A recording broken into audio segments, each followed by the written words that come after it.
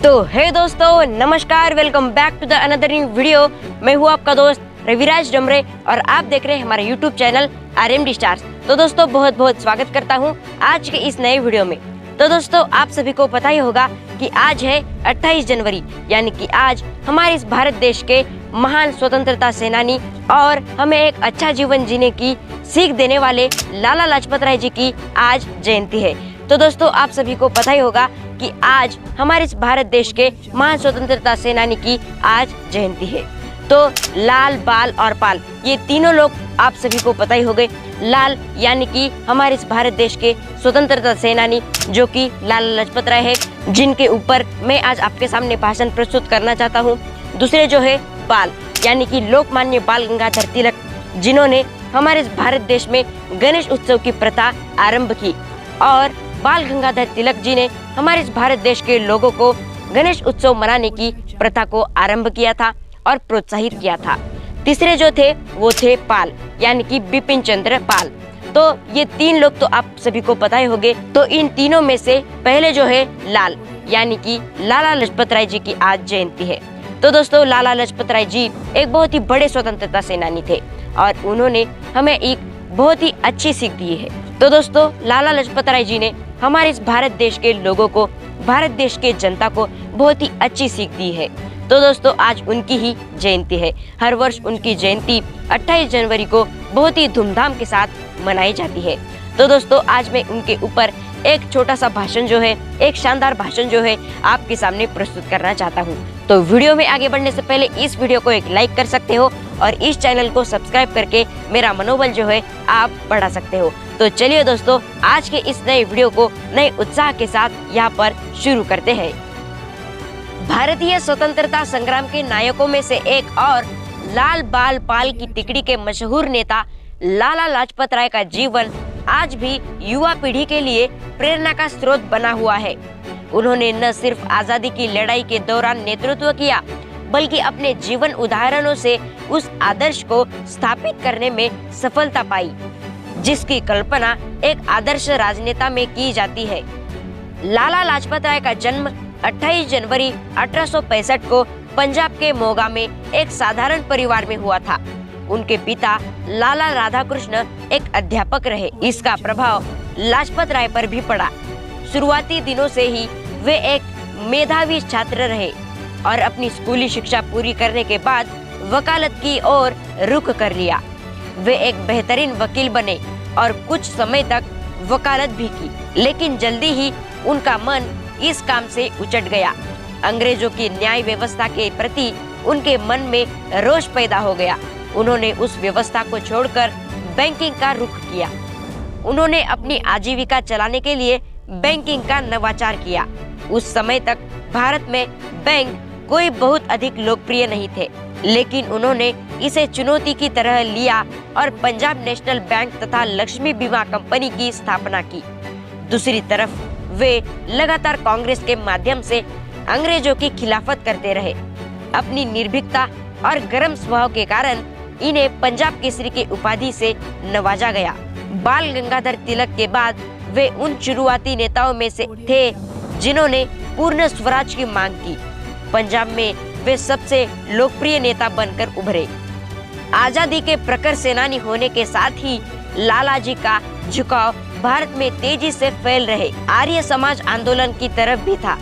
इसका परिणाम हुआ कि उन्होंने जल्दी ही महर्षि दयानंद सरस्वती के साथ मिलकर इस आंदोलन का आगे बढ़ाने का काम हाथ में ले लिया। आर्य समाज भारतीय हिंदू समाज में फैली कुरीतियों और धार्मिक अंधविश्वासों पर प्रहार करता था और वेदों की ओर लौटने का आह्वान करता था।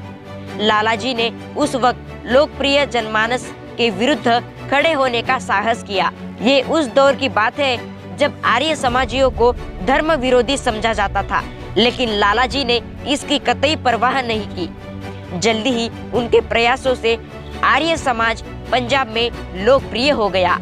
उन्होंने दूसरा और ज्यादा महत्वपूर्ण कार्य भारतीय शिक्षा के क्षेत्र में किया। अभी तक भारत में पारंपरिक शिक्षा का ही बोलबाला था, जिसमें शिक्षा का माध्यम संस्कृत और उर्दू थे। ज्यादातर लोग उस शिक्षा से वंचित थे जो यूरोपीय शैली या अंग्रेजी व्यवस्था पर आधारित थी। आर्य समाज ने इस दिशा में दयानंद एंग्लो वैदिक विद्यालयों को प्रारंभ किया, जिसके प्रसार और प्रचार के लिए लाला जी ने हर संभव प्रयास किए। आगे चलकर पंजाब अपने बेहतरीन डीएवी स्कूल्स के लिए जाना गया। इसमें लाला लाजपत राय का योगदान अविस्मरणीय रहा। शिक्षा के क्षेत्र में उनकी दूसरी महत्वपूर्ण उपलब्धि लाहौर का डीएवी कॉलेज रहा। उन्होंने इस कॉलेज के तब के भारत के बेहतरीन शिक्षा के केंद्र में तब्दील कर दिया। यह कॉलेज उन युवाओं के लिए तो वरदान साबित हुआ जिन्होंने असहयोग आंदोलन के दौरान अंग्रेजों द्वारा संचालित कॉलेजों को धता बता दिया था। डीएवी कॉलेज ने उनमें से अधिकांश की शिक्षा की व्यवस्था की। भारतीय राष्ट्रीय कांग्रेस से जुड़ना लाला जी के जीवन की सबसे महत्वपूर्ण घटना थी। 1888 में कांग्रेस का वार्षिक अधिवेशन इलाहाबाद में हुआ और यह पहला अवसर था जब लाला लाजपत राय को इस संगठन से जुड़ने का अवसर मिला। अपने शुरुआती दिनों में ही उन्होंने एक उत्साही कार्यकर्ता के तौर पर कांग्रेस में पहचान बनानी शुरू कर दी। धीरे धीरे वे कांग्रेस के पंजाब प्रांत के सर्वमान्य प्रतिनिधि मान लिए गए। 1906 में उनको कांग्रेस ने गोपाल कृष्ण के साथ गए शिष्टमंडल का सदस्य बनाया। संगठन में उनके बढ़ते कद का यह परिचायक बनी। कांग्रेस में उनके विचारों के कारण उठापटक प्रारंभ हुई। वे बाल गंगाधर तिलक और बिपिन चंद्र पाल के अलावा तीसरे नेता थे जो कांग्रेस को अंग्रेजों की पिछलग्गू संस्था की भूमिका से ऊपर उठाना चाहते थे। कांग्रेस में अंग्रेज सरकार की खिलाफत की वजह से वे ब्रिटिश सरकार की नजरों में अखरने लग गए। ब्रिटिशर्स चाहते थे कि उन्हें कांग्रेस से अलग कर दिया जाए, लेकिन उनका कद और लोकप्रियता देखते हुए यह करना आसान नहीं था। 1907 में लाला लाजपत राय के नेतृत्व में किसानों ने अंग्रेज सरकार के खिलाफ आंदोलन शुरू कर दिया। अंग्रेज सरकार ऐसे ही मौके के तलाश में थी और उन्होंने लाला जी को न सिर्फ गिरफ्तार किया बल्कि उन्हें देश निकाला देते हुए बर्मा के मांडले जेल में कैद कर दिया गया। लेकिन सरकार का यह दाव उल्टा पड़ गया और लोग सड़कों पर उतर आए। दबाव में अंग्रेज सरकार को फैसला वापस लेना पड़ा और लाला जी एक बार फिर अपने लोगों के बीच वापस आए। 1907 आते आते लाला जी के विचारों से कांग्रेस का एक धड़ा पूरी तरह असहमत दिखने लगा था।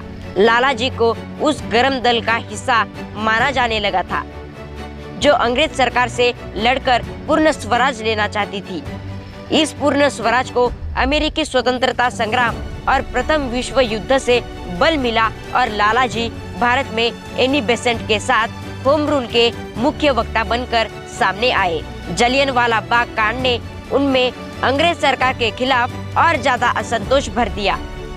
इसी बीच कांग्रेस में महात्मा गांधी का प्रादुर्भाव हो चुका था और अंतर्राष्ट्रीय पटल पर गांधी स्थापित हो चुके थे। 1920 में गांधी जी द्वारा चलाए गए असहयोग आंदोलन में उन्होंने बढ़ चढ़कर हिस्सा लिया। उन्हें गिरफ्तार कर लिया गया, लेकिन तबीयत बिगड़ जाने पर उन्हें रिहा कर दिया गया। इसी बीच उनके संबंध लगातार कांग्रेस से बिगड़ते रहे और 1924 में उन्होंने कांग्रेस छोड़कर स्वराज पार्टी में शामिल हुए और केंद्रीय असेंबली के सदस्य चुने गए। यहाँ भी जल्दी ही उनका मन उचट गया और उन्होंने नेशनलिस्ट पार्टी का गठन किया और एक बार फिर असेंबली का हिस्सा बने। भारत की आजादी की लड़ाई एक बड़ा वाक्य उस वक्त घटित हुआ जब भारतीयों से बात करने आए साइमन कमीशन का विरोध का फैसला गांधी द्वारा लिया गया। साइमन कमीशन जहां भी गया वहां साइमन गो बैक के नारे बुलंद हुए। 30 अक्टूबर 1928 को जब कमीशन लाहौर पहुंचा तो लाला लाजपत राय के नेतृत्व में एक दल शांतिपूर्वक साइमन गो बैक के नारे लगाता हुआ अपना विरोध दर्ज करवा रहा था। तभी अंग्रेज पुलिस ने उन पर लाठीचार्ज कर दिया और एक युवा अंग्रेज अफसर ने लाला जी के सर पर जोरदार प्रहार किया। लाला जी का कथन था, मेरे शरीर पर पड़ी एक एक लाठी ब्रिटिश साम्राज्य के ताबूत में कील का काम करेगी। सिर पर लगी हुई चोट ने लाला लाजपत राय का प्राणांत कर दिया। उनकी मृत्यु से पूरा देश भड़क उठा। इसी परिणाम स्वरूप भगत सिंह, शिवराम राजगुरु और सुखदेव थापर ने अंग्रेज पुलिस अधिकारी सैंडर्स की हत्या की और फांसी के फंदे से झूल गए। लाला लाजपत राय की भारतीय स्वतंत्रता संग्राम के उन सेनानियों में से एक रहे जिन्होंने अपना सब कुछ देश को दे दिया। उनका जीवन ढेर सारे कष्टों और संघर्ष की महागाथा है, जिसे आने वाली पीढ़ियां युगों युगों तक कहती सुनती रहेगी।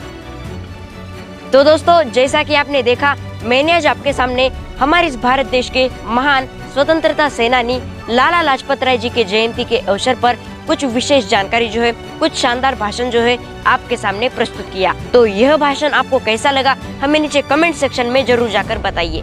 तो दोस्तों, ऐसे महान स्वतंत्रता सेनानी के विचार आज भी हमारे इस भारत देश के भावी पीढ़ी नहीं बल्कि पूरी युवकों के लिए बहुत ही प्रेरणादायी है। तो ऐसे महान पुरुष के विचार अपने जीवन में अपनाकर अपना जीवन जो है सफल बनाना होगा और इस जीवन में कुछ करके दिखाना होगा। तो दोस्तों, आज के इस वीडियो में बस इतना ही। तब तक के लिए धन्यवाद। जय हिंद, जय भारत।